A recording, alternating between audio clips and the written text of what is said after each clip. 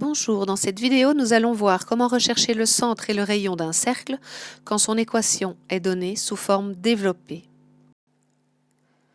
On peut voir que c'est bien l'équation d'un cercle parce que tout d'abord, à la fois le x et le y sont mis au carré, donc tous les deux. Le deuxième élément important est que le nombre qui multiplie le x carré et le y carré est bien le même. Dans ce cas-ci, j'ai une fois le x carré et une fois le y carré. Sous sa forme développée, cette équation ne fait pas apparaître visiblement les coordonnées du centre ni le rayon.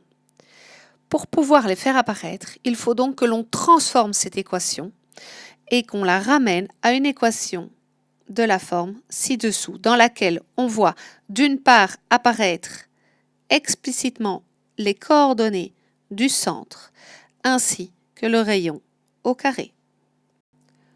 Nous allons donc reprendre notre équation développée et gardons en tête l'objectif que nous désirons atteindre, qui est cette forme-ci. Tout d'abord, on peut voir que le premier bloc dans l'équation est un produit remarquable en x uniquement. On va donc commencer par regrouper tous les x de mon équation. Je vais donc la réécrire en commençant par le x carré suivi du 2x. Et je m'occuperai de ce bloc tout d'abord. Ensuite, je vais faire la même chose avec les y, puisque j'ai un deuxième bloc de produit remarquable en y. Je vais donc prendre mes y, c'est-à-dire y carré moins 4y. Lorsque l'on observe ici notre équation, on voit que l'objectif est d'avoir tout le reste à droite du égal. Autrement dit, le moins 4. Je vais m'en débarrasser du membre de gauche pour le faire apparaître dans le membre de droite.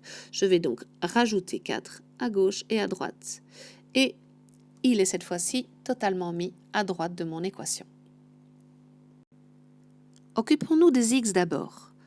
La partie en x doit être transformée en un produit remarquable en x, c'est-à-dire x plus ou moins quelque chose au carré. Étant donné que j'ai un plus comme deuxième terme de mon produit remarquable développé, je sais que je dois avoir un plus dans ma parenthèse. Mon deuxième terme est mon double produit. Pour trouver le deuxième membre de ma parenthèse dans mon produit remarquable, il me suffit de diviser le nombre par 2 pour trouver ce deuxième terme de ma parenthèse.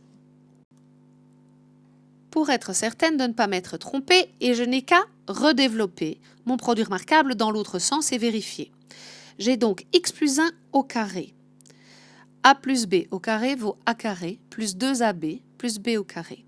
Autrement dit ici, j'ai donc x au carré, ce qui est bien mon premier terme, plus 2 fois x fois 1, c'est-à-dire bien plus 2x. Et je vois qu'il me faudrait, pour que ce soit correct, rajouter un troisième terme qui doit être le plus 1 au carré.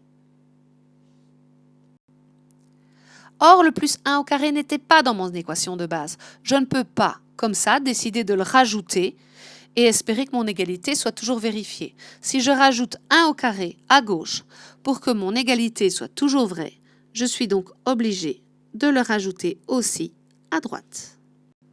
Je vais maintenant procéder de même avec les y.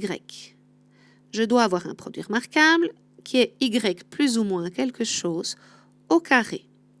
Étant donné que je sais que j'ai un moins comme deuxième terme dans mon développement, je dois avoir un moins dans ma parenthèse de produit remarquable. Étant donné que mon double produit est 4 fois y, pour trouver le deuxième membre de ma parenthèse, je vais diviser 4 par 2. Ce qui me reste est 2.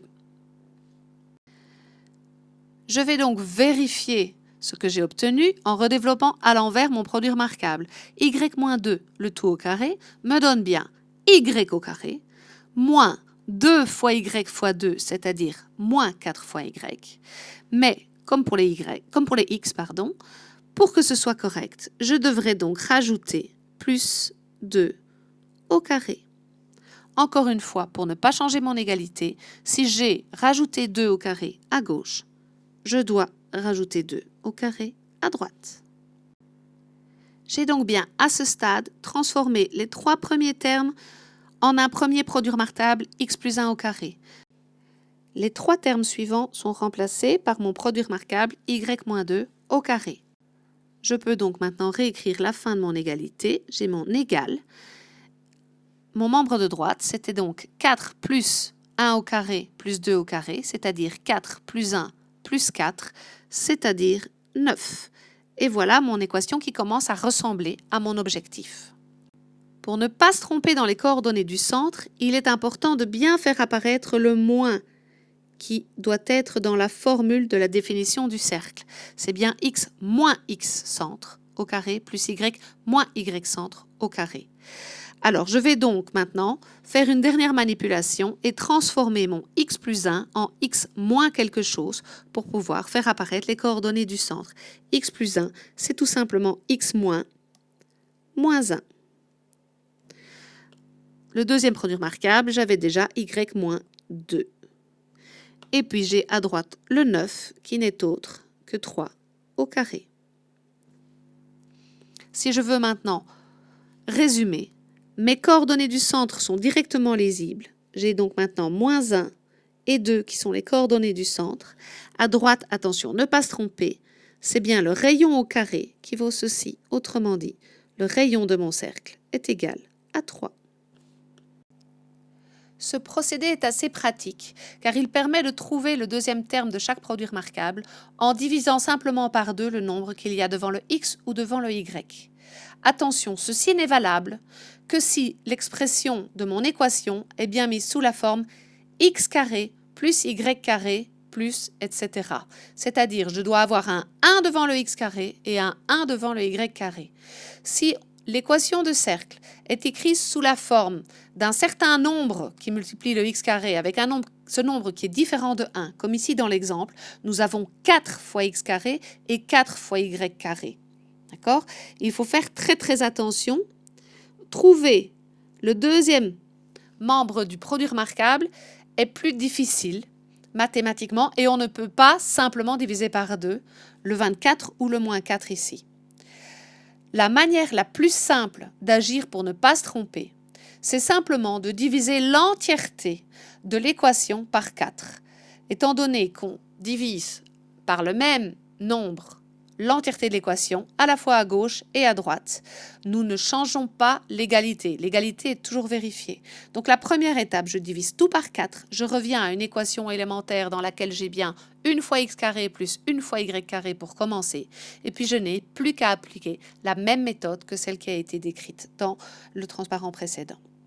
Voilà, à vous de jouer.